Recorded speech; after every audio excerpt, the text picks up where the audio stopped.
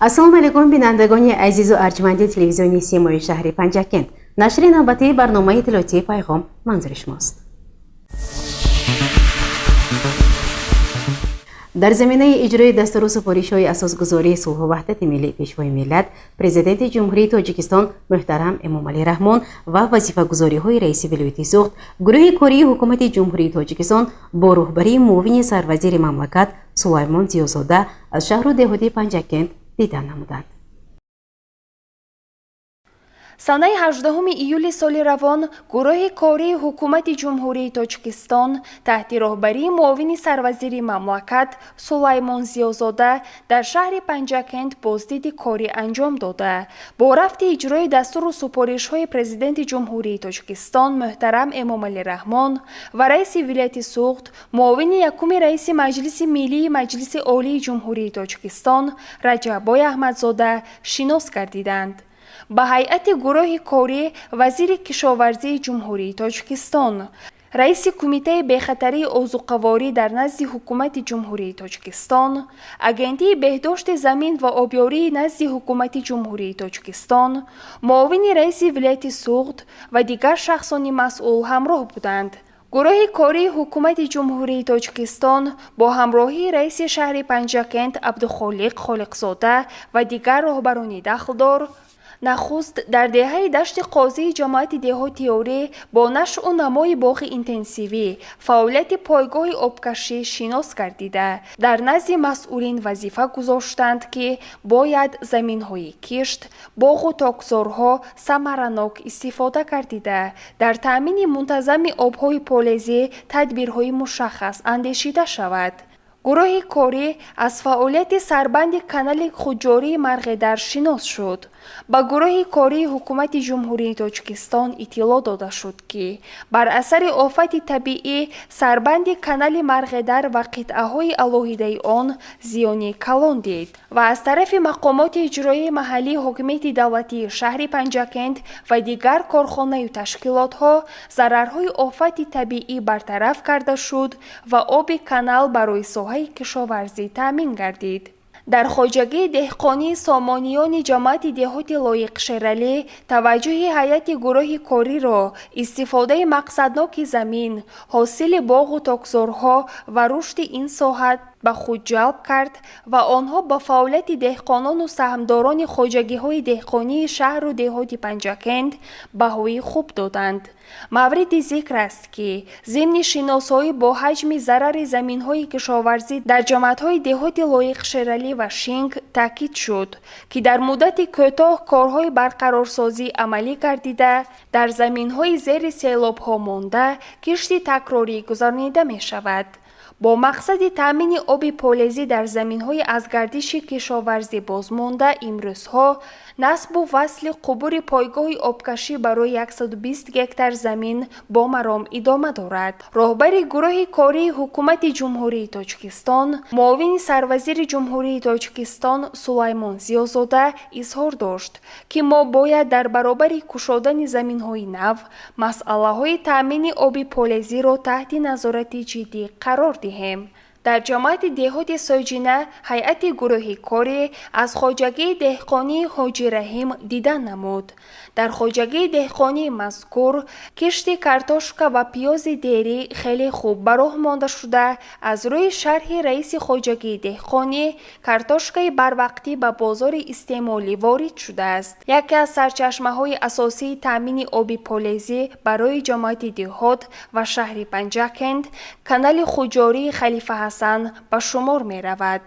گروه کاری نخست با حالت برقرارسازی سربند کانال شناس گردیده با مسئولین دخلدار دستور داده شد که در این روزهای گرم تابستان کشتزار و باغ‌ها پره با آب پالایزی تامین کرده شود. از روی تحلیل ها خواجگی دهقانی سورکعتای دهه صوفیان جماعت دهات خلیفه حسن سالهای آخر از زمین ها ثمرناک استفاده نموده از 2 تا 3 بار حاصل می گیرند. ضمن بازدیدی گروه کاری حکومت مملکت تاکید شد که علاقه کارتوشکای بروقتی این خوجگی به خریداران پیشکش گردیده همزمان از میدانهای کشت قلمفور بلغاری حاصل فراوان به دست می آید که این مناسبت سهامداران زمین به گروه کاری پسند افتاد و به دهقانان دستور و توصیه های مفید داده شد. در دایره دستگیری صاحبکاران با اقدام صاحبکار مراد یوسپوف در مساحت 1 هکتار زمین در موضع قواله گرمخانه زمانوی بنیاد می گردد. گروه کاری حکومت جمهوری تاجیکستان این اقدام صاحبکار را باعث دستگیری ارزیابی کرد و از رهبریت مقامات اجرایی حکومت دولتی شهر دعوت نمود که برای فعالیت صاحبکاران در ساحه کشاورزی، آبادانی و سبز و خرمگردانی همه طرفه کمک‌های عملی رسانیده شود. بازدید کاری نمایندگان حکومت جمهوری تاجیکستان، وزارت و اداره‌های مربوطه در شهر پنجکند با نتیجه‌های خوب انجام یافت. رئیس شهر پنجکند خالقزاده عبدالخالق برای چنین بازدید ثمره بخش به رهبر گروه کاری و هیئت همراهانشان عرض سپاس کرد و اظهار داشت که همه دستور و سپارش‌ها و ایرادهای بیان گردیده از طرف مقامات اجرایی محلی حکومت دولتی شهر پنجکند و رهبران واحدهای ساختاری مورد عمل قرار داده می شود. گزارش صبرین اکرم و شهباز قربانوف.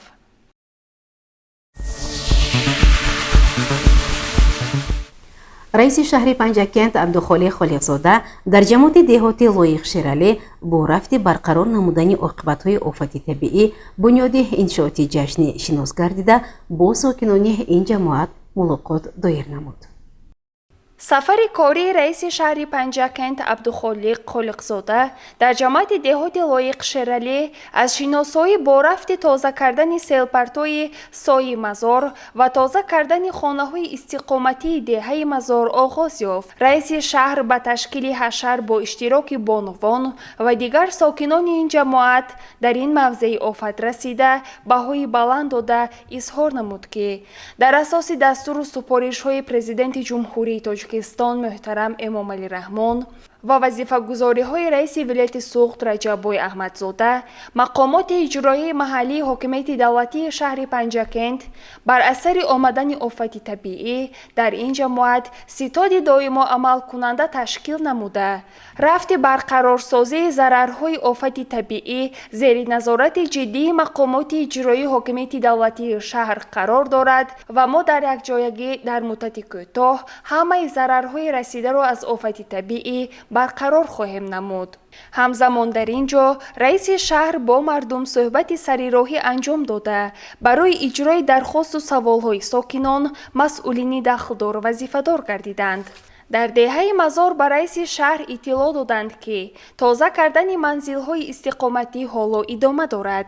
رئیس شهر ضمن صحبت با ساکنان این دهه از آنها دعوت نمود که در چنین حالتهای فوق‌العاده ما باید اهلانه دست جمعانه متحد باشیم و ضررهای آفت طبیعی را یک جای برطرف نماییم. در جریان سفر کاری در جماعت دهات لایق شیرالی رئیس شهر پنجکند با رفت تازه کردن سیلپرتا در نزد دهه باغچه جماعت دهات شینگ مردم را به تشکیل حشر تازه کردن این موضع دعوت نمود.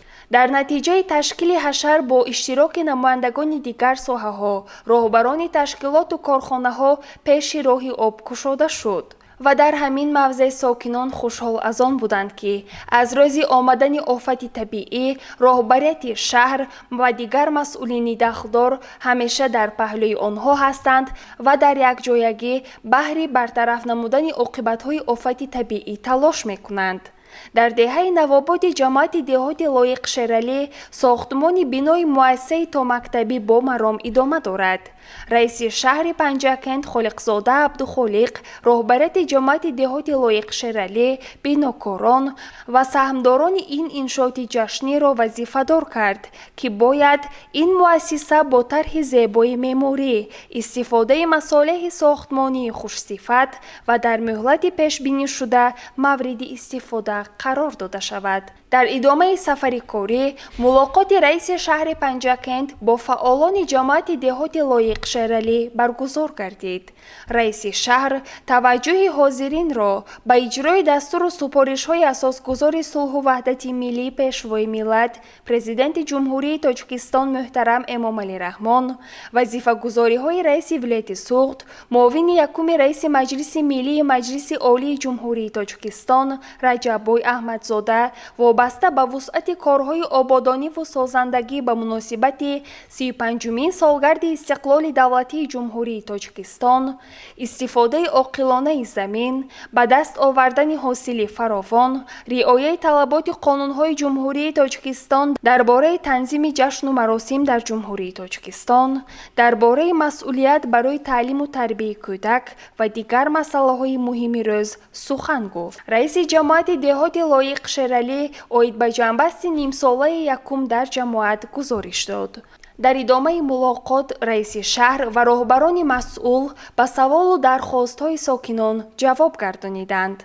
ملاقات را رئیس شهر پنجکند جنبست نموده توجه رهبریت جماعت، فعالان و ساکنان دهه‌های آن را به کارهای آبادانی و سازندگی، رشد ساحه کشاورزی، باغ و تاک‌پروری و با حشرهای عمومی سهم گذاشتن در آبادی دیار جلب کرد.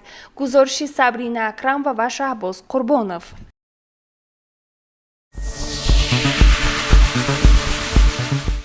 برنامه را ادامه می‌دهیم با مقصد بلند برداشتن معرفت مولوی و گذاشتن به پرداخت‌های غیر نقدی در شهر باسانی پنجکند فوروم منطقوی سوادناکی مولوی برگزار گردید. ادامه این موضوع در گزارش دیگری برنامه توجه نمایید.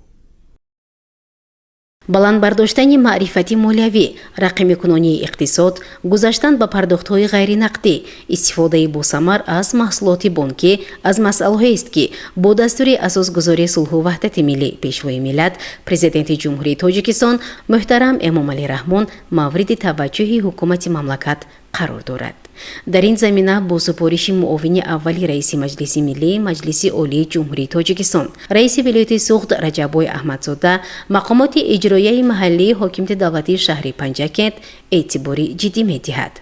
این مسئله ها در فورم منطقوی سوادناکی مولوی که دفتر منطقوی برنامه جانبداری انکشاف اجتماعی مناطق کوهستان لایحه فوند آقاخان در همکاری با مقامات اجرایی محلی حاکمیت دولتی شهر پنجکند با اشتراک بهره برندگان لایحه اداره‌کنی ذخیره‌های طبیعی برای رشد عادلانه و استوار در وادی زرافشان در شهر پنجکند، ناحیه‌های عینی و کوهستان مسچاه، نمایندگی‌های بانک‌های تجارتی برگزار نمود مورد بررسی قرار گرفت.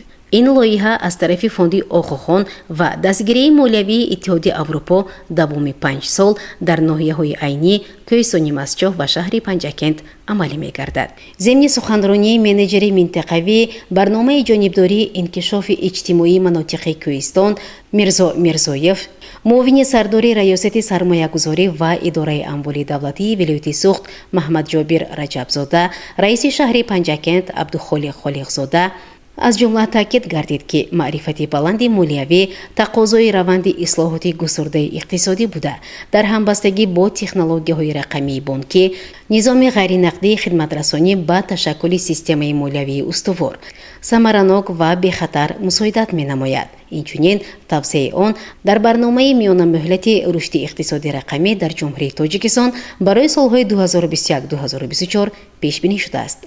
در محفل‌های فوروم کارمندان نمایندگی بانک‌های تجارتی در شهر پنجکند موضوع‌های بلند برداشتن معرفت مولوی اهالی، نقش بانک‌ها در رقمی کنونی خدمت رسانی، واسطه‌های رقمی برای بهتر نمودن خدمت رسانی‌های مولوی، امنیتی خدمت رسانی‌های بانکی رقمی، نقش حساب برابرکنی‌های غیر نقدی در رشد ساحه بانکداری را مطرح نمودند.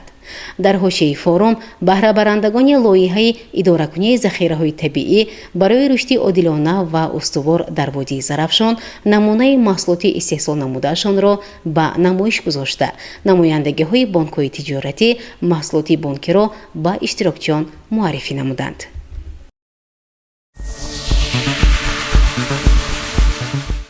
ادامه برنامه اطلاعاتی پیغام در شهر باسانی پنجکند مرکز نوی هنرمندی کلوگری با فعالیت آغاز نمود. متوجه باشید به گزارش خبرنگاران ما.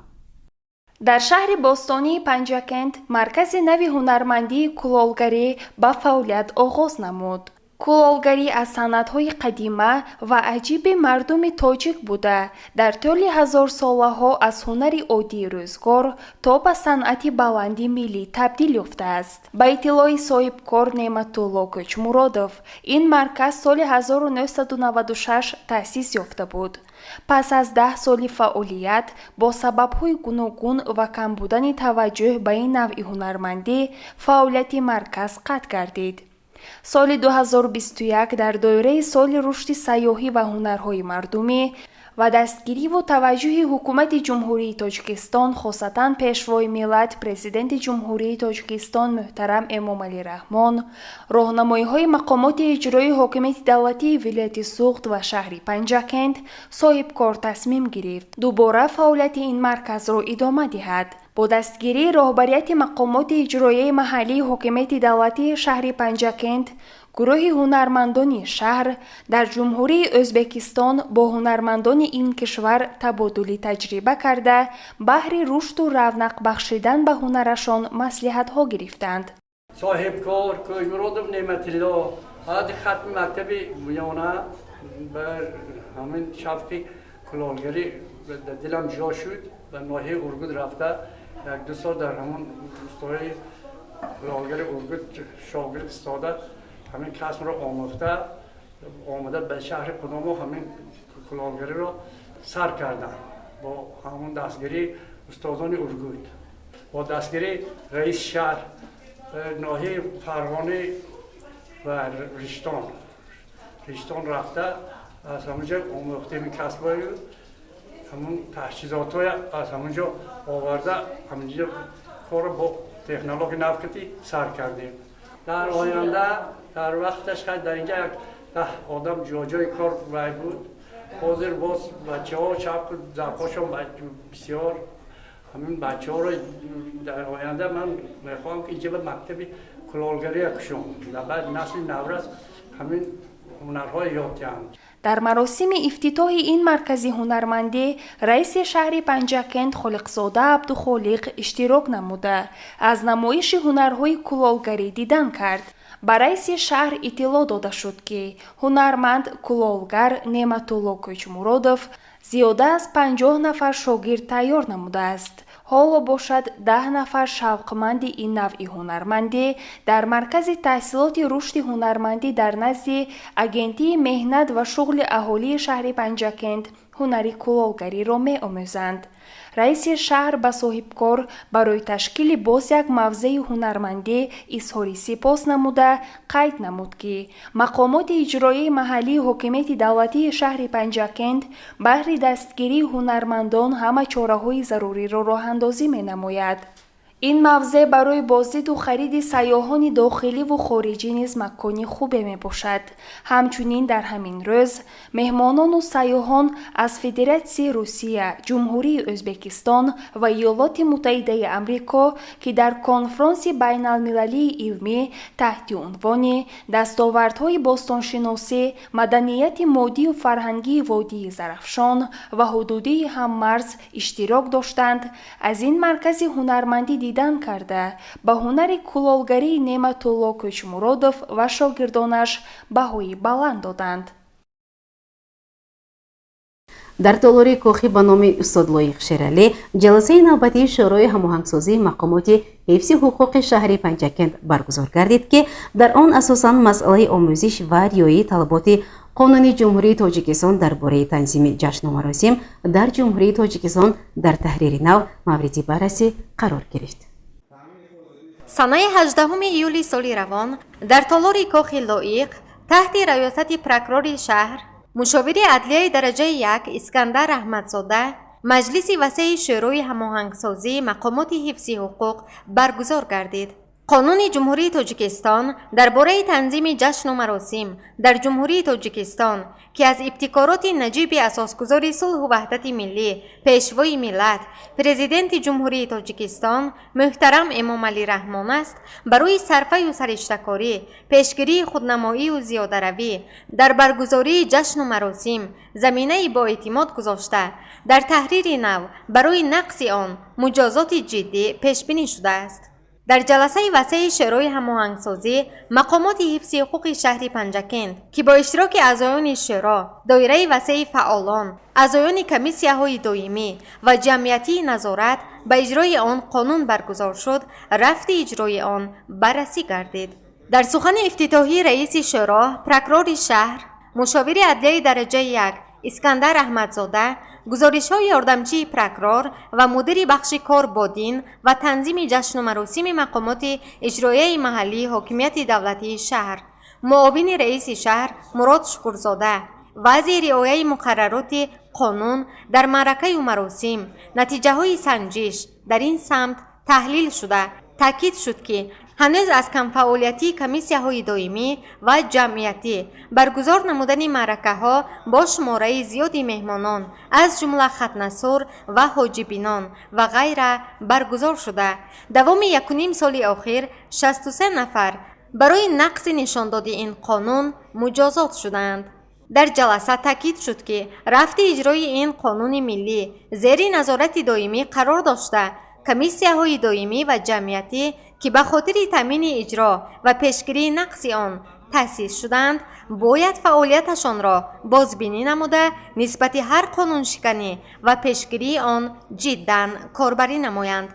در آخر اشتراکچیان نیز فکر و اندیشه و درخواست و پیشنهادهای خود را ابراز نمودند. همچنین پرکرور شهر به مسئولین دستور داد که در حل این مسئله در یک جایگی با دیگر مقامات‌های قدرتی دستگیری خواهیم کرد. در انتها پرکرور شهر مشاور عدلیه درجه 1 اسکندر احمدزاده اشتراکچیان شورا را برای فعالیت پرثمر کاری بردباری‌ها تمنا نموده شورا را جنببست نمود.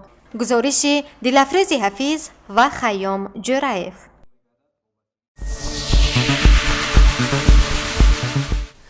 در کاخ فرهنگی شهر پنجکند کنفرانسی بین‌المللی بخشیده به یادبودی باستانشناسان جوان بالائب زرافشان فرهاد رزاقوف و نیکیتا سیمیونوف دایر گردید. ادامه این موضوع در گزارش دیگری برنامه توجه نمایید.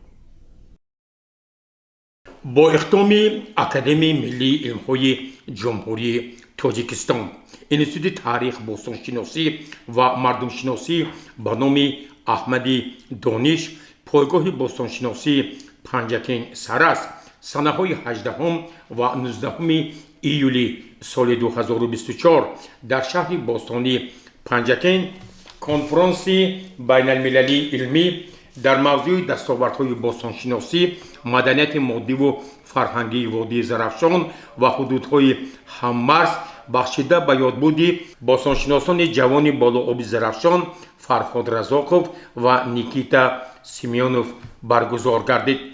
مورد ذکر است که نخست در تالار کاخ فرهنگی شهر پنجکند با توجه اشتراکچیان این کنفرانس بین المللی محصول مصوره های خوانندگان مکتب صنعتی شهر پنجکند و هنرهای مردمی گروه سوزن دوزان و قراق دوزان کاخ فرهنگی شهر باستانی پنجکند معرفی گردید. کنفرانس بین المللی را سرور انستیتوت تاریخ باستانشناسی و مردمشناسی به نام احمدی دانش جمهوری تاجیکستان دکتر علم‌های تاریخ عبیدالله نصرالله کریم حسنی آغاز بخشید و این کنفرانس را راهبری کرد. معاون رئیس شهر پنجکند پروینه نقیبی حاضرین را با پیام شادباشی رئیس شهر پنجکند عبدالخالقزاده با اشتراکیان کنفرانس بین المللی مطرح ساخت و اظهار داشت که واقعاً این کنفرانس بین المللی در معرفی تاریخ و تمدن دیار باستانی ما سهمی کلان دارد.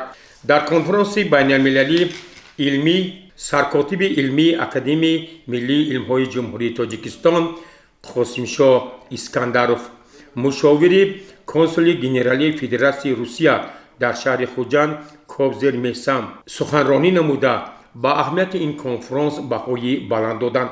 از طرف خادم علمی ارمیتاژ دولتی شهر سن پترزبورگ سویتلانا داتسنکو پیام شادباخشی دیرکتور گنرالی ارمیتاژ دولتی شهر سن پترزبورگ میخائیل پتروفسکی قرائت گردید. در کنفرانس بین المللی علمی سروری پایگاه باستانشناسی پنجکین سراس نورینیسا خدایاروا پروفسور لوری از ارمیتاژ دولتی شهر سن پترزبورگ باستانشناسی شناخته نامزد علم‌های تاریخ عبدالرؤوف رزاقوف عالم باستانشناس دکتر علم‌های تاریخ سید مراد بابامولایف کارمند پایگاه باستانشناسی پنجکین سراس شراف‌الدین قربانوف نماینده مرکز ملی باستانشناسی جمهوری ازبکستان یلینا گاردی و محقق شناخته باستانشناسی از شهر نیویورک آمریکا پرشوتو سروری آثارخانه ملی باستانشناسی جمهوری تاجیکستان عبدالرحمن پولادوف و دیگران به سخن برآمده پیرامون تحقیقات‌های علمی خویش در ساحه تاریخ و باستانشناسی معروضه‌های خیلی پرمضمون را پیشنهاد کردند.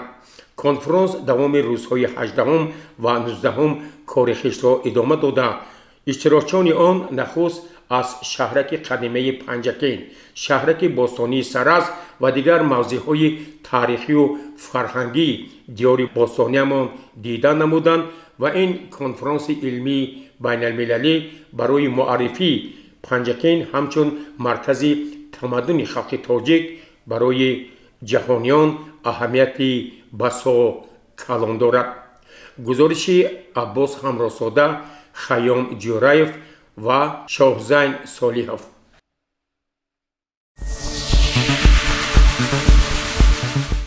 بینندگان عزیز در همینجا برنامه اطلاعاتی پیغام به پایان میرسد. برای هر یک شما در روزهای استراحتی خوش و با فراغت را خواهانیم. خیر، شاد و پیروز باشید.